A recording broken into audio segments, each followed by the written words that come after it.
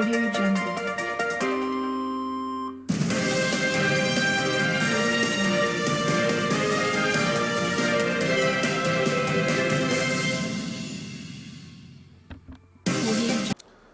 दोस्तों नमस्कार, जय हिंद। मैं मनोज कुमार शर्मा आपके बीच में एक बार फिर।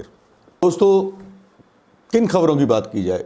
पीएम मोदी को उस झूठ की बात की जाए जिसमें वो ये दावा करते हैं एक भाषण में अमरोहा में जाकर के कि साहब 1984 में ईवीएम से चुनाव हुए थे और हमारे पूरी भारतीय जनता पार्टी के लोग हार गए थे और उसमें हमने तो ईवीएम को गाली नहीं दी। अब ये लोग ईवीएम को गाली क्यों दे रहे हैं? तो इसका मतलब हम समझे मोदी जी कि आपने ईवीएम से सेटिंग कर ली है और चुनाव आयोग से भी सेटिंग कर ली है।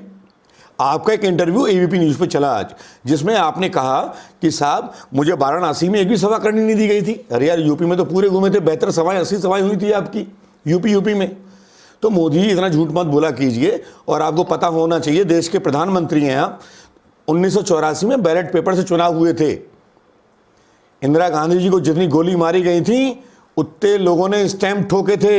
ये मेरे सामने की बात है, मेरा बचपन था उस समय।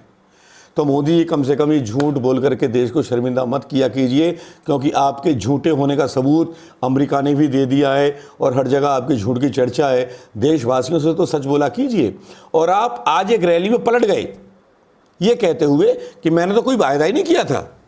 अरे साहब, आपने कोई वायदा नहीं किया था तो आप प्रधानमंत्री कैसे बने? बताइए, आपने 2 करोड़ रोजगारों का वादा किया था कि नहीं किया था? 15 लाख काला धन लाने का वादा किया था नहीं किया था?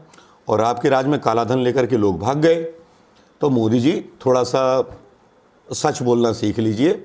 और जो आपका मीडिया है ना, जिसको आपने पैसे दे के किराए पे लगा दिया है परसेप्शन बनाने के लिए राहुल गांधी के खिलाफ, और राहुल गांधी ने आप पर पूरी एयर स्ट्राइक मार दी है पॉलिटिकली। उनका एक बयान आया कि साहब चौकीदार, ये सत्ता बदलेगी तो तुम जेल जाओगे। उससे आपका चेहरा और आपके नेताओं का चेहरा उतरा हुआ है। मान लीजिए इसको, आपको खौफ बैठ गया राहुल गांधी का, क्योंकि जो सच्चा आदमी होता है ना, उसका खौफ बैठना स्वाभाविक है।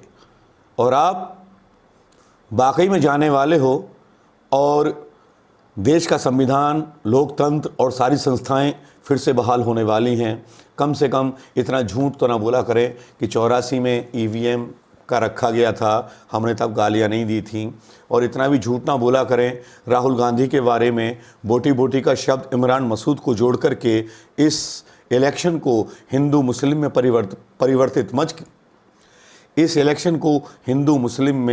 परिवर्तित मत कीजिए। देश का नुकसान होगा, देश की अर्थव्यवस्था का जो नुकसान आप कर चुके हो जीएसटी और नोटबंदी के बाद, तो आप सत्ता के लिए कम से कम लोगों के खून से खेलना छोड़ दीजिए, लोगों से ये बातें कहना छोड़ दीजिए। आप अपनी आगामी योजनाओं के बारे में बताइए। आपका तो घोषणा पत्र तक नहीं आया। जिस कांग्रेस के घोषणा पत्र को आप ढकोसला पत्र एक एबीपी चैनल पर बैठ करके बता रहे थे और पता नहीं कितने कितने बड़े दावे कर रहे थे। एक खबर और आई है कि कांग्रेस का जो घोषणा पत्र है वो सेना के खिलाफ है। अरे साहब, आप अलगाववादियों के साथ मिलकर सरकार बनाते हो, 4.5 साल हो जाते हैं, नक्सलियों के खिलाफ आप कोई कार्रवाई नहीं करते हो।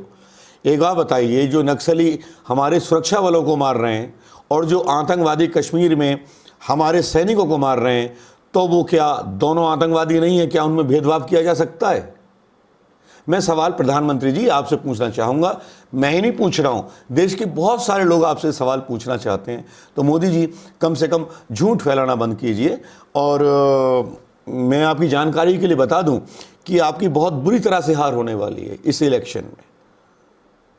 वो मेरे अगले वीडियो में होगा, क्यों, किस कारण, किस लिए। दोस्तों, मोदी जी के झूठ के बारे में ये वीडियो कैसा लगा?